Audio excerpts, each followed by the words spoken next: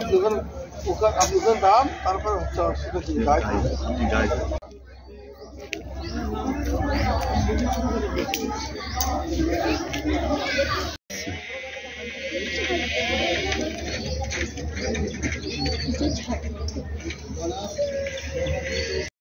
মোহাম্মদ আব্দুল খালেক সর্দার তারিখ সদায় অবগতির জন্য অনুলিপি প্রেরিত হইল। বেড়িবাঁধ নির্মাণ বন্ধ রেখে মাছ নদীতে প্রতিবন্ধক বেড়িবাঁধ কেটে দেয়, যার ফলে মরিস্তাম নদীতে প্রচুর পরিমাণে খরস্রোত দেখা দেয়। ফলে অত্র অংশের তীরবর্তী বসবাসকারী পরিবার ও অব্দ সংলগ্ন জনপদ হুমকির মুখে মানবতার জীবনযাপন করছে এবং অত্র এলাকায়। তুমি তো কথা বলো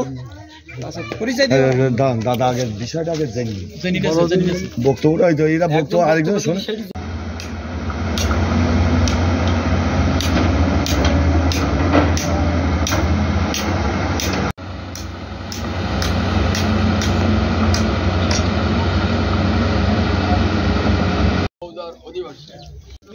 কিন্তু আজকের আপত্তির মুখে জনগণের সমস্যার ভিতরে জনগণের বিতর্কের মধ্যে আজকে এই যে সরকারের যখন নদী কথা হবে তখন সরকার অন্তত যে উত্তরে নদী ভাঙন তুলে বসবাস করছি। ইতিপূর্বে আমরা ছোট্টবেলায় এই মধ্যম চাপলা হাই স্কুলে আমরা শিক্ষা লাভ করি। এই স্কুল পরপর 3বার স্থানান্তর করা হয়েছে শুধুমাত্র নদী ভাঙনের জন্য। এই নদী ভাঙনের জন্য বিগত দিন দেখা গেছে যে সাতক্ষীরা পর্যন্ত লোক সাফার ভোগ করেছে, যেখানে উপজেলা হইতে সরাসরি জেলা পর্যায়ে একটা মাত্র যোগাযোগ রাখছে।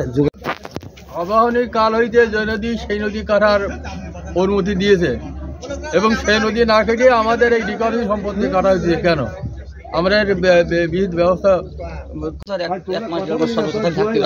সেটা এর থেকে পরিত্রাণ পাওয়ার জন্য আমরা যে পূর্বের যে সিএস বা বিআরএসের উপর যে নদী ছিল আগে, এই নদীটা হচ্ছে কীভাবে সংস্কার করা যায় সেটা কর্তৃপক্ষ। দক্ষিণ চাপড়ার যে জায়গা পর্যন্ত নদী খনন করা হয়েছে, আমরা চাই ওই নদী খননের মুখ থেকে নদীর প্রবাহ RS ম্যাপ অনুযায়ী নদী খনন করা হোক। যে খনন করলে আজকে আমাদের এই প্রতিষ্ঠানগুলো বাঁচবে, এই এলাকার মানুষজন বসবাসকারীরা তারা বাঁচবে। তা না হলে আজকে এই যে রাস্তা দিয়ে আমরা আজকে মানববন্ধনে দাঁড়িয়েছি, এই রাস্তাও থাকবে না, এই যে বসবাসকারী কোনো লোকের থাকবে না। আমরা সমীহ ক্ষতির সম্মুখীন হব। এই জন্য আমি আকুল আবেদন এই সংশ্লিষ্ট কর্তৃপক্ষের কাছে, আজকে প্রবাহমান যে সিএস ম্যাপ RS ম্যাপ অনুযায়ী যে লাল ফ্ল্যাগ মারা হয়েছে সেই অনুযায়ী নদী কাটা হোক। নদী খননের বিষয় নিয়ে আজকের বিআরএস জরিপে নদীর যে নকশা সেই অনুপাতে ইতিপূর্বে মাপ জরিপ করে গেছে এবং লাল পতাকা দিয়ে চিহ্ন করে গেছে। এটা আমাদের সবারই জানা আছে, আমরা সেটা দেখেছি।